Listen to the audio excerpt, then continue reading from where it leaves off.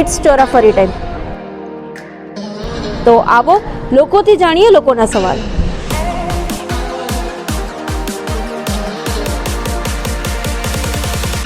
तो क्या मैंने यार पोजीशन एक तो लेट आप मेंटेनेंस भी अगर वो एरिया का देखा जाए तो सबसे ज़्यादा हमारा ही जाता है. ગેસ કનેક્શન મારા નામ પર કરવામાં તકલીફ પડી. પ્રોપર્ટી લેવા માટે તો એક તો તમારું બજેટ કેટલું છે. લોનમાં એવી તકલીફ પડે છે કે આ લોકો જે આપણને કિંમત કહે છે અને લોનની જે હોય છે એ બે વચ્ચે બહુ મોટો ડિફરન્સ હોય છે.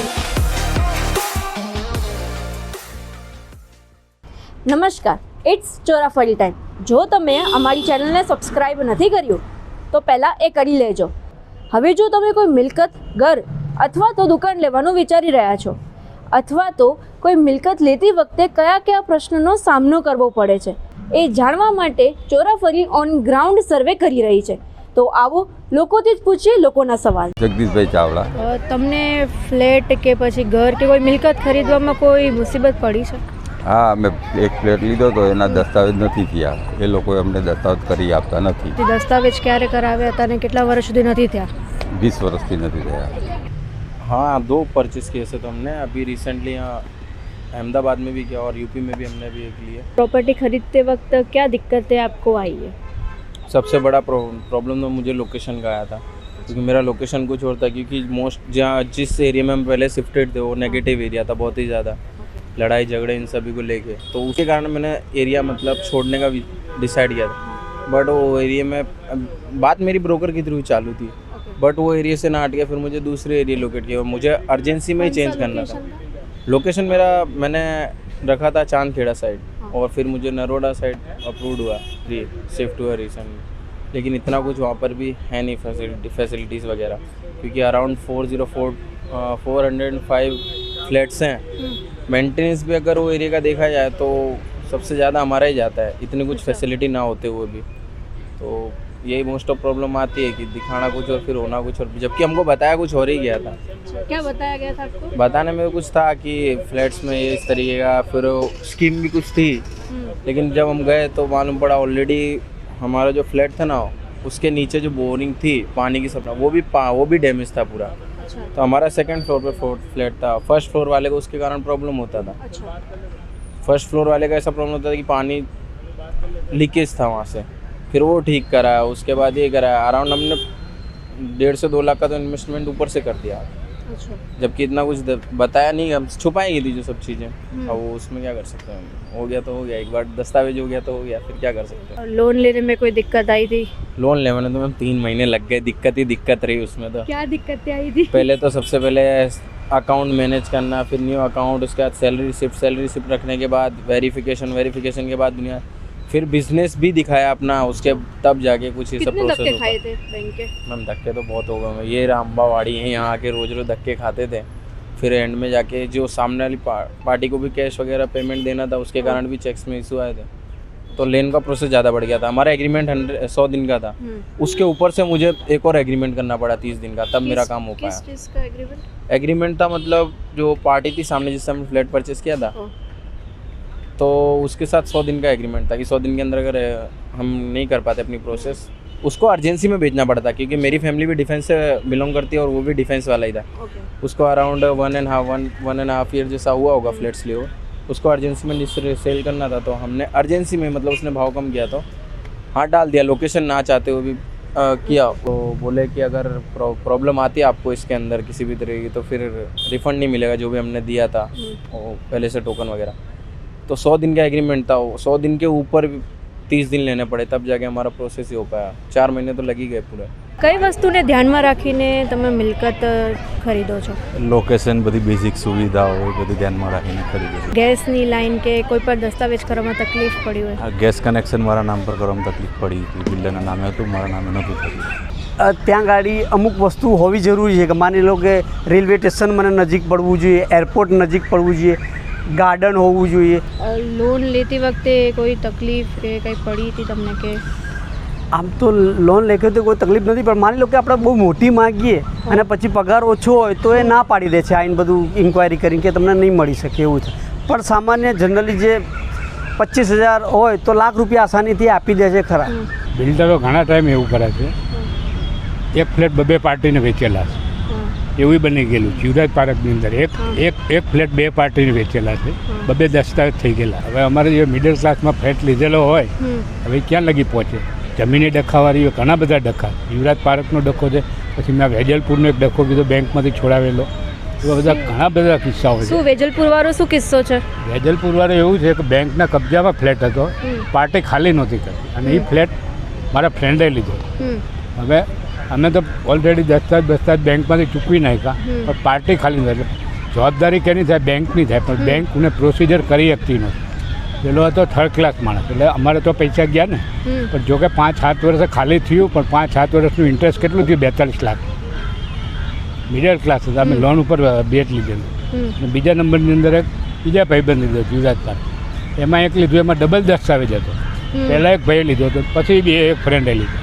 આ તો જોયું, પછી જોયું તો બોમ્બેની પાર્ટી હતી, એને ફ્લેટ લીધો. પેલાનું નામ બામ કઢાવ્યું અને પછી અમારો બીજો દસ્તાવેજ કર્યો, બિલ્ડર પાસેથી અમે પૈસા લીધા. એટલે લેબર વર્કના લોન લઈને માલ મુસીબતથી ફ્લેટ લઈએ, બરાબર. અહીંયા પહોંચી શકતા નથી. આ તો આ ફ્લેટ છે યુવરાજ પાર્કની અંદર, એ બધા 3 જ ફ્લેટ વેચાણા છે, બધા ખાલી પડે, જમીન જ લોચાવાળી.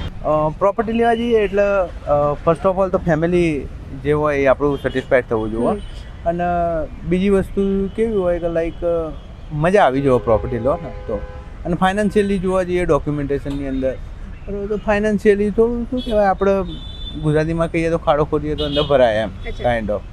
ફાઇનાન્સની તમે વાત કરો છો તો લોન લીધી હતી તમે કે ના? હા, મેં લોન લીધેલી હતી. તો લોન લેતી વખતે કોઈ તકલીફ પડી હતી કે ના?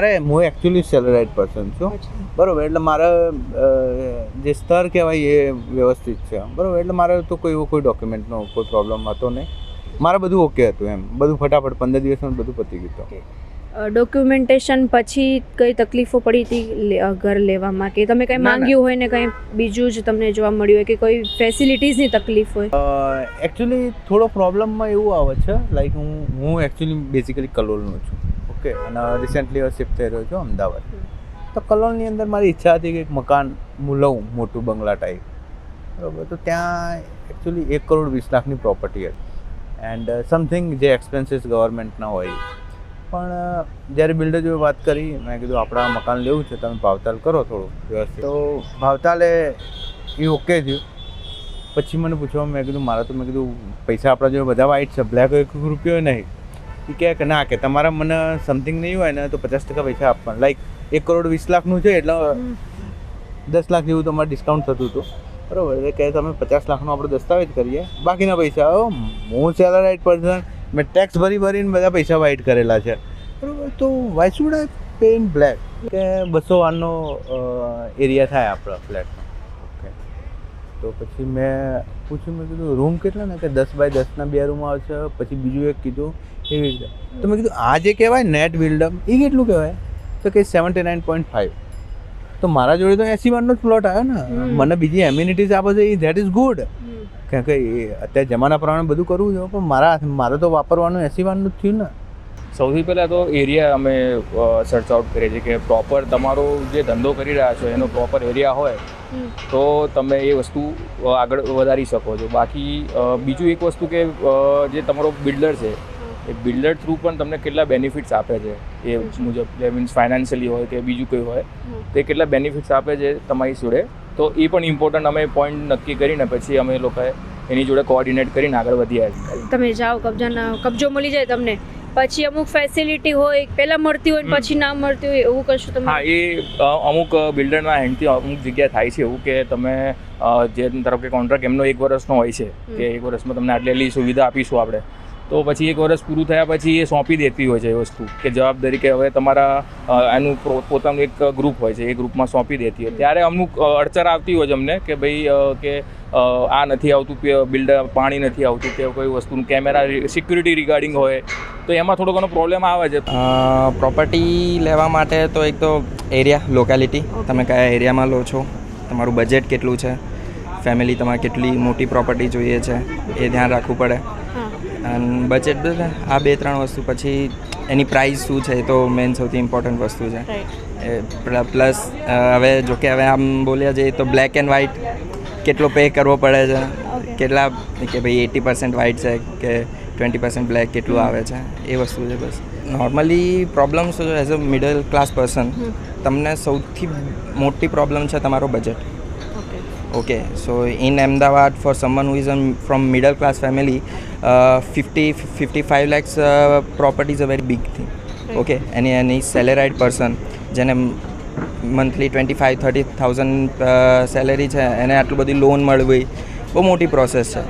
સો એ પ્રોપર્ટીની વેલ્યુ ઉપર બેંક તમને લોન કેટલું આપી શકશે, એટલા બજેટમાં તમારે આવશે કે નહીં, પછી બિલ્ડર તમને કેટલું કેટલા બ્લેકમાં માંગે છે. જી મેમ, મેં ગાંધીનગરમાં આજથી 3-4 વર્ષ પહેલાં મિલકત ખરીદેલી, નવી પ્રોપર્ટી. સ્ટ્રક્ચર હોય અને વ્યવસ્થિત એને ઇન્ફ્રાસ્ટ્રક્ચર રેડી કરેલું હોય, પછી ક્વોલિટી જોવામાં આવતી હોય. પણ મારી સાથે એવું બનેલું છે કે મેં પ્રોપર્ટી લીધી અને મારી સાથે તો નહીં પણ મારા ત્યાં બીજા અધર્સ કલીગ્સ હતા મારા, એ લોકોએ લીધેલી છે પ્રોપર્ટી અને એમના લીધા પછી તરત ભેજ આવી ગયું. હા, એટલે બહારની સાઈડ ને આજુબાજુમાં પછી ક્રેક પડી ગયેલું.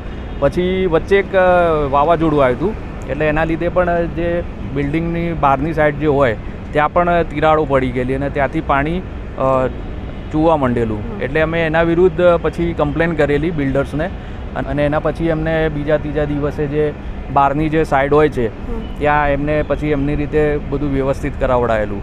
અને પણ પેલું જે ભેજનું જે ઇસ્યુ છે એ ઘણા લોકોને હજી પણ ફેસ કરી જ રહ્યા છે, એ હજી સુધી એનું સોર્ટ આઉટ થયું નથી એમ. એટલે બિલ્ડરોથી મારી એ જ અપીલ છે કે તમે બનાવો, બટ પૈસા તો તમે લો છો પણ એ અનુસાર એમને ક્વોલિટી પણ આપો, કારણ કે ક્વોલિટી બિલ્ડ થતી નથી. જેમ તેમ કરીને ખાલી પિલ્લર ઊભા કરવામાં આવે છે અને બસ બહુમાળી બિલ્ડિંગ બનાવીને પૈસા લઈ ને પછી આપી દેવામાં આવે છે. અને જ્યારે કોઈ કહેવામાં આવે અને એ તો ઠીક છે પણ પજેશન આપ્યા પછી જ્યારે બિલ્ડરો બહાર નીકળી જાય છે એના પછી પણ એ ધ્યાન આપતા નથી. કારણ કે કદાચ એમને રિક્વેસ્ટ કરીએ 5 વર્ષ પછી એ નીકળી ગયા, 6થા વર્ષે એમને જઈને કહીએ કે સર કે આ દરવાજા છે, દરવાજા પર ભેજ આવી ગયું છે કે કંઈક ઉદય આવી ગઈ છે કે એ પણ કહેવામાં આવે એટલે કે એ હવે અમારો પ્રશ્ન નથી, એ તમારી સોસાયટીના જે કમિટી મેમ્બર છે એમને અપીલ કરો કે એમને જઈને તમે કહો. અમદાવાદમાં જીવરાણી ત્યાં મિલકત લીધેલી, તો ત્યાં મને જ્યારે પજેશન એક તો લેટ આપું છું બિલ્ડરો, જે ટાઈમ લાઈન મેન્ટેન નહીં કરતા કે ભાઈ આ ટાઈમે પજેશન જે કમિટમેન્ટ આપી હોય તો એના 4-5 મહિને ડિલે છે એમનું પજેશન. તો આ એક ચેલેન્જ છે. ત્યાં સુધી આપણે જ્યાં રેન્ટ ઉપર રહેતા હોય આ તો બીજા કોઈના ઘરે રહેતા હોય તો પ્રોબ્લેમ થાય.